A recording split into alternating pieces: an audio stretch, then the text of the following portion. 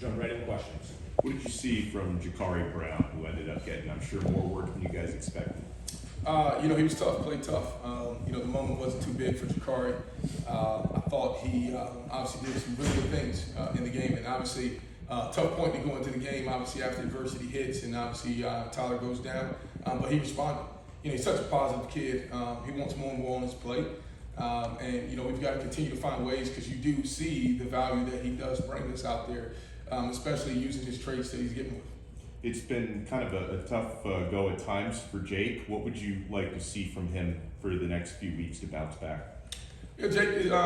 Jake's had some good moments, some tough moments, and obviously, for us, it's about reinstilling that confidence back in himself. It's like a batter, right? You go on a string of strikeouts or whatever. You just got to get back in rhythm. You got to get back your confidence, get back in rhythm, and that's the thing we got to remind Jake. And got tremendous confidence in him, and unfortunately, some things haven't gone his way. But we got to respond. We got to respond as an overall team. That's everyone involved. That's including myself. And so we look forward to doing that as we continue to move forward. Josh, I know you guys are hoping Tyler's healthy enough to play on Saturday, but if he's not, what do you want to see from Jake and Jakari this week as they prepare for this game? To determine who will start on Saturday. I think just overall as an offense, we just got to be resilient, and that's overall collectively as a group, regardless of what quarterback is in.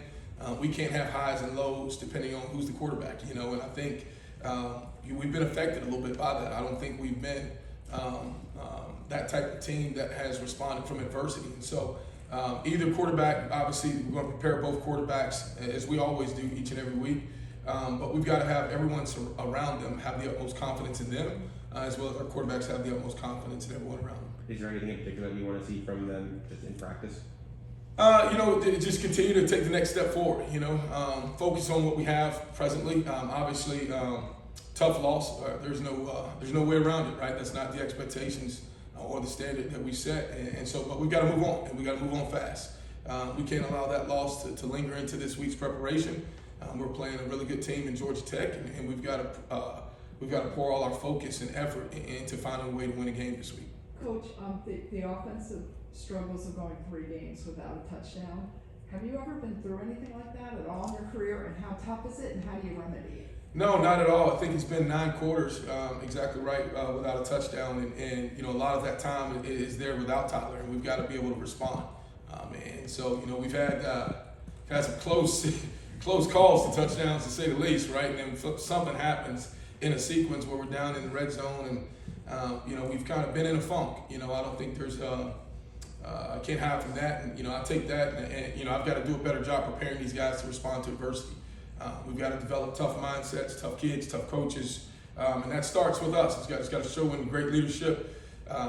These kids have got to follow us as coaches and take on our mentality, and we've got to continue to push that and continue to push them over the hump. But it has not been pleasant lately, and we've got to score points. Ultimately, when we score points, our team plays good. It drives the energy.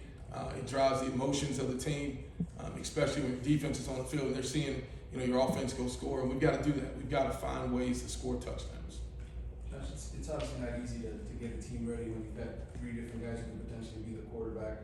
Is there a cutoff point in your mind with coach and everything where you guys decide, okay, hey, it's Tuesday, it's Wednesday, we got to know who the guy is so we can get the team to run this kind of offense? Well, there is a challenge.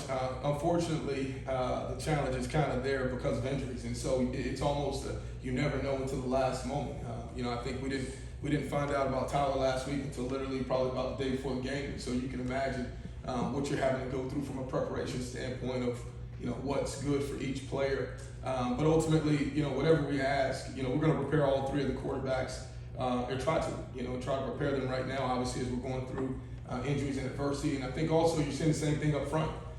We're down to 6 or 7 maybe healthy offensive linemen, so we're having to rotate different guys in for the what if this guy goes down, who bumps over here, who bumps over there, and so we've got some challenges as we've had all year long. We've got to continue to just find solutions and answers, and while we do that, we've got to continue to instill confidence in our players.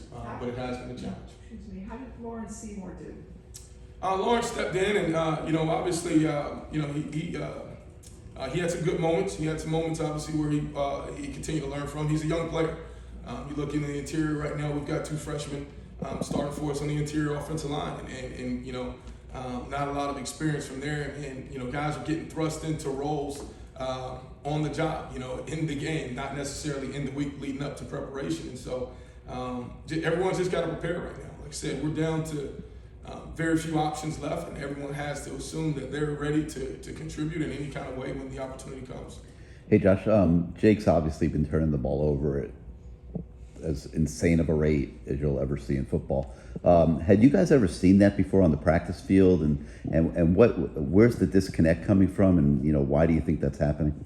You know, I wish I had an answer because I'd be ready to solve it. You know, but you know, the turnovers collectively as a unit just coming, you know, freakishly in games, and you know, it's you know, we're having a lot of things happen in games that don't necessarily show themselves in practice, and I don't know if it's a performance anxiety type situation where, you know, our kids are going into games and you know, the moment is catching up to them, but you know, we've got to protect the football.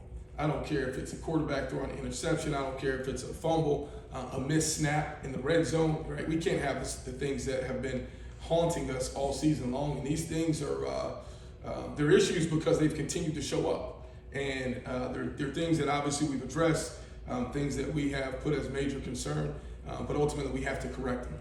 We can't keep allowing these things to happen in games. But like that hadn't shown up in practice all through the spring and fall, and it's just now suddenly in the games. It's just in the games, and you know, there's a lot going on in the quarterback position, right? You got new linemen, you got new people all around you.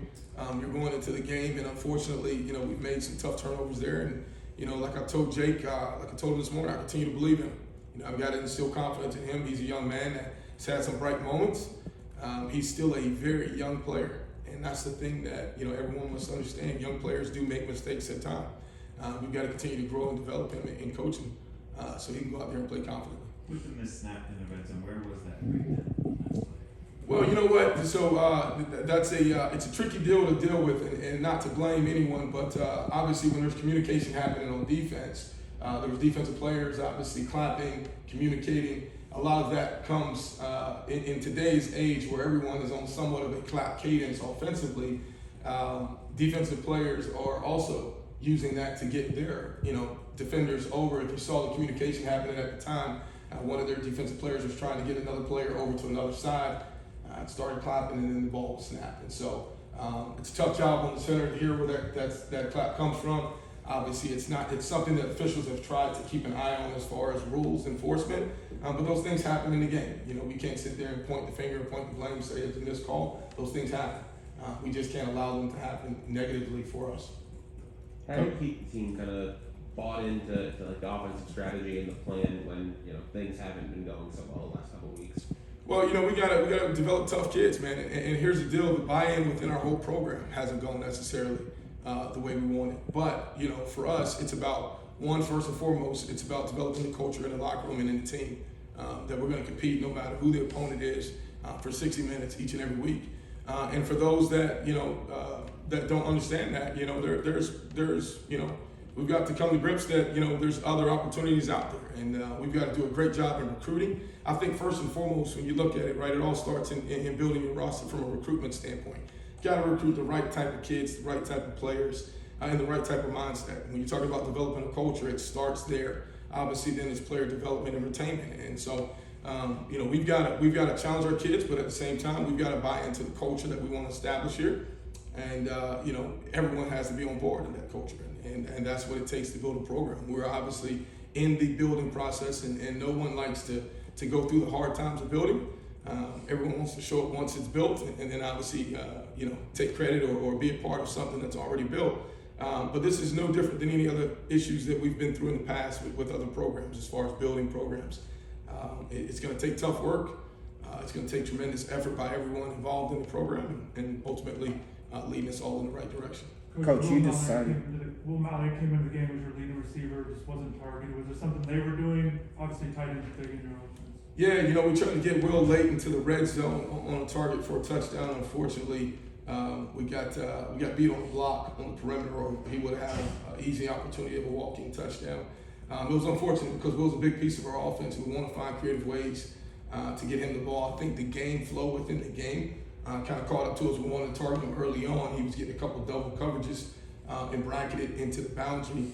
And we just didn't have that opportunity once things started kind of unraveling within the game. And so we've got to continue to focus on trying to allow, our best players to touch the ball, and Will's one of those guys. And we've got to find ways to get him the ball. Coach, you decided to stay on the field again for 2 weeks in a row. Kind of what went into that decision, how you're feeling about it, and what should we expect going forward? Personally, thinking it was going to make a difference, it obviously didn't. But it was really just to be there as a voice of confidence for our players. When adversity strikes, being able to look them in the eye, being able to get them to respond. Like I said, we have a very inexperienced and I would say a group that hasn't responded to adversity throughout the year. And so for me, the decision of going down on the field was to be that voice that could rally the troops, that could rally everyone if things started going bad. And unfortunately, we still haven't been able to respond in those situations. And so, as we continue to evaluate those things, obviously I'll make an evaluation this week as whether or not I'll be on the field or in the booth. But ultimately, we've got to develop that mindset and mentality that we've got to continue to fight. And it takes everyone's effort, and it takes selflessness. And that's the thing I think probably the most that we've got to continue to push on our team. It takes unselfish players. And we've got to have a group of men that care more about winning for Miami than they do about their own individual recognition of plays or whatever it may be. And ultimately, when we get to that point, we'll have the culture and the team that we want. Coach, what is Jakari's understanding of your playbook and the offensive system at this point in this freshman season? Jakari understands everything from an offensive standpoint. I think his skill set is different. I think ultimately as a coach, you gotta shape everything around someone's strengths, obviously, and their weaknesses. When you look at Jakari, he obviously provides us a great strength and skill set in certain areas where we like to focus with him on. But he does a great job understanding conceptually. Obviously, as I've said before, he trains completely as a quarterback, goes to practice as a quarterback, and it was actually really good to see him, with a good deep ball opportunity early on in the game to kind of push the ball down the field, and that's an area obviously where he excels probably a little bit further in the passing game is being able to throw the ball deep. But those are other areas that we're going to continue to grow, continue to truly develop him in every aspect of his game. Last question for Coach Gattis. What have you seen overall from Georgia Tech's defense?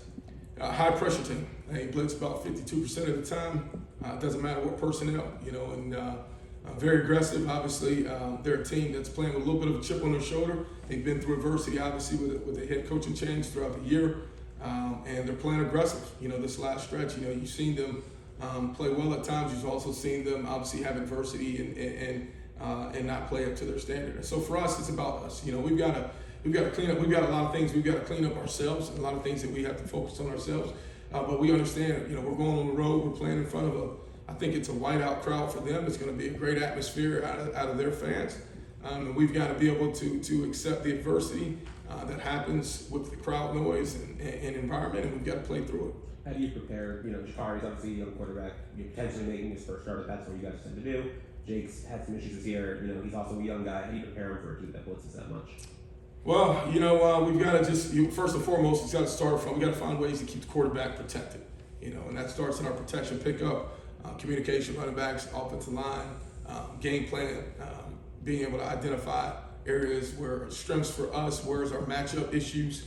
We're also starting some new offensive linemen, so that's a big factor in it all. What can we put on their plate as well? And I think ultimately when you're going into a game plan, you're trying to figure out how much can everyone handle.